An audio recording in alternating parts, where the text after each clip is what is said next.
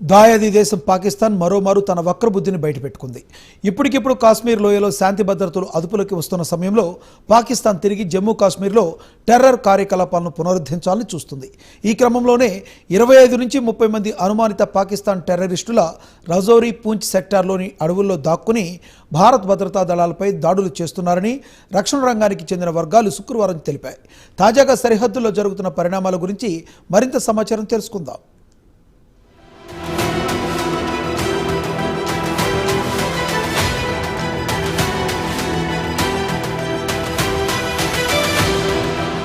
పాకిస్తాన్ తన వక్రబుద్ధిని మరోమారు చాటుకుంది. దేశ సరిహద్దుల్లోని జమ్మూ కశ్మీర్లో తిరిగి టెర్రర్ కార్యకలాపాలకు ప్రాణం పోయాలని నిర్ణయించింది. ఇటీవల కాలంలో జమ్మూ కశ్మీర్లో టెర్రర్ కార్యకలాపాలు క్రమంగా ఊపందుకుంటున్నాయి. దీని వెనుక పాకిస్తాన్ ఐఎస్ఐ హస్తముందన్న విషయం బహిరంగ రహస్యమే. తాజాగా గురువారం నాడు పూంచ్ సెక్టార్లో జవాన్ల కాన్వాయ్పై టెర్రరిస్టులు దొంగదాడి చేయడంతో 5 జవాన్లు అమరులయ్యారు. 3 తీవ్రంగా గాయపడ్డారు. దీంతో దేశవ్యాప్తంగా ఈ అంశం హాట్ టాపిక్ గా మారింది. జమ్మూ కశ్మీర్లోని పూంచ్ సెక్టార్లో సుమారు 25 నుంచి 30 మంది పాకిస్తానీ టెర్రరిస్టులు అడవుల్లో దాక్కున్నారని రక్షణ వర్గాలు శుక్రవారం నాడు తెలిపాయి. దీని వెనుక పాకిస్తాన్తో పాటు చైనా కుట్ర ఉందని భారత్ భావిస్తోంది. లడక్ ప్రాంతంలో ఇండియన్ ఆర్మీని అక్కడి నుంచి తొలగించాలనేది ఈ 2 దేశాల లక్ష్యం. లడఖ్లో చైనా తన బలగాలను దించాలని చూస్తోందని రక్షణ వర్గాలు అంచనా వేస్తున్నాయి. దీనికోసం పాకిస్తాన్ సరిహద్దు నుంచి పెద్ద సంఖ్యలో టెర్రరిస్టులను భారత్ సరిహద్దులోకి పంపుతోంది.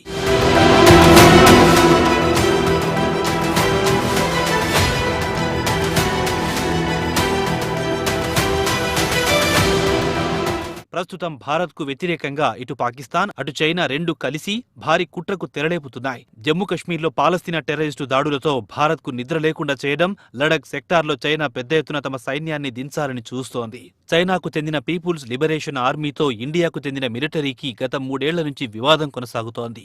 గాల్వాన్ సెక్టార్లో భారత్ సైనికులు చైనా బలగాలకు మధ్య బాహాబాహి జరిగిన విషయం తెలిసిందే. అటు తర్వాత ఇరు దేశాల సైనిక అధికారుల మధ్య చర్చలు జరిగిన విషయం తెలిసిందే.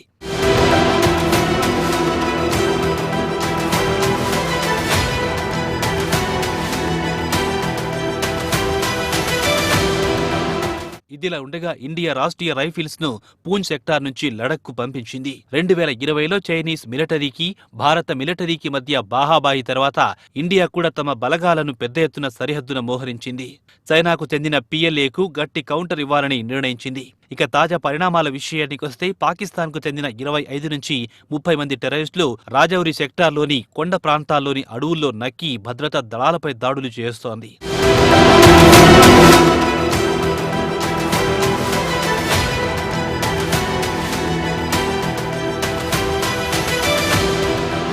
గత కొన్ని సంవత్సరాల నుంచి లడక్ సరిహద్దుకు రాష్ట్రీయ రైఫిల్స్ ఫోర్స్ను తరలించడంతో పాకిస్తాన్ ఇదే అవకాశంగా తీసుకుని టెర్రరిస్టులను కశ్మీర్కు పంపి ఇండియా భద్రతా దళాలపై దాడులకు పాల్పడుతోంది. దీంతో చైనా సరిహద్దు నుంచి బలవంతంగా రైనా లడక్ నుంచి తిరిగి రాష్ట్రీయ రైఫిల్స్ ను కశ్మీర్కు రప్పించాలనేదే పాక్ ఉద్దేశంగా కనిపిస్తోంది.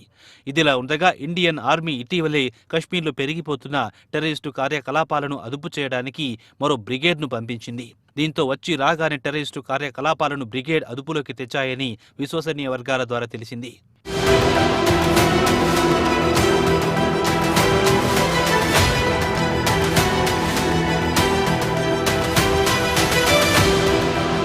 ఇదిలా ఉండగా గురువారం సాయంత్రం రాజౌరి జిల్లాలోని డేరాకి గలీ ఏరియాలోని అటవీ ప్రాంతంలో ముందస్తు సమాచారం తెలుసుకున్న టెర్రరిస్టులు ఆర్మీ కాన్వాయ్పై దాడులకు తెగబడ్డారు. ఈ దాడుల్లో 5 ఆర్మీ జవాన్లు మృతి చెందారు. మరో 3 జవాన్లు తీవ్రంగా గాయపడ్డారు. కాగా రాజౌరిలోని థానా మండి ప్రాంతం నుంచి 2 వాహనాల్లో ఆర్మీ జవాన్లు బయలుదేరుతుండగా భారీ ఎత్తున ఆయుధాలు ధరించి టెర్రరిస్టులు భారత ఆర్మీ వాహనాలపై దాడులకు తెగబడింది. ఈ ఘటనకు సంబంధించి కీలక విషయాలు వెలుగులోకి వస్తున్నాయి. ముష్కరులు కొండపై నుంచి కాల్పులు జరిపినట్లుగా అధికారులు వెల్లడించారు. దాడికి ముందు ఉగ్రవాదులు ఆ ప్రాంతంలో రెక్కి నిర్వహించినట్లుగా తెలుస్తోంది. గురువారం మధ్యాహ్నం 3:45 ఈ దాడి జరిగింది. ఈ మార్గంలో ప్రమాదకరమైన మూల మలుపు ఉంది. దీంతో ఈ ప్రాంతాన్ని ఎంచుకున్న ఉగ్రవాదులు ముందే కొండలపై నక్కారు. ఆ మలుపు వద్ద సైనికుల వాహనాలు స్లో అవ్వంగానే కొండలపై నుంచి ముష్కరులు కాల్పులకు తెగబడ్డారు. భద్రతా బలగాలు అప్రమత్తమై ఎదురు కాల్పులు జరపగా అప్పటికే ముష్కరులు అక్కడి నుంచి పారిపోయినట్లుగా అధికారులు వెల్లడించారు.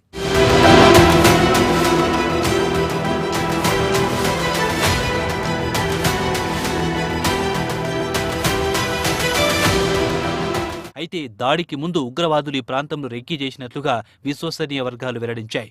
ధేరాకి గాలి ప్రాంతంలో ఓ ఆపరేషన్ కోసం అదనంగా సైనికులను తరలిస్తుండగా ఈ ఘటన చోటు చేసుకుంది. 3 లేదా 4 ఉగ్రవాదులు కాల్పులకు పాల్పడినట్లుగా అధికారులు అనుమానిస్తున్నారు.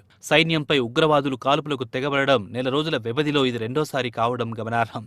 గత నెల రాజౌరి జిల్లాలో కూడా ఉగ్రవాదులు ఇలానే చిన్నపాటి గుహల్లో నక్కి భద్రతా బలగాలపై కాల్పులు జరిపారు. ఆ ఘటనలో 2 యువ కెప్టెన్లు, 3 జవాన్లు అమరులయ్యారు. దాడి జరిగిన ప్రాంతంలో భద్రతా సిబ్బంది కార్డన్ సెర్చ్ చేపట్టారు. ఉగ్రవాదుల కోసం అటవీ ప్రాంతంలో ముమ్మరంగా గాలిస్తున్నారు. జాగిలాలతో పాటు డ్రోన్లు ఉపయోగించి అన్వేషిస్తున్నారు. అవసరమైతే అదనపు భద్రతా సిబ్బందిని మోహరించి ముష్కరులను పట్టుకుంటామని ఆర్మీ అధికారులు వెల్లడించారు. ఈ దాడికి తమది బాధ్యత అని పాకిస్తాన్కు చెందిన లష్కర్-ఏ-తొయిబా అనుబంధ సంస్థ పీపుల్స్ యాంటీ ఫాసిస్ట్ ఫ్రంట్ ప్రకటించుకుంది.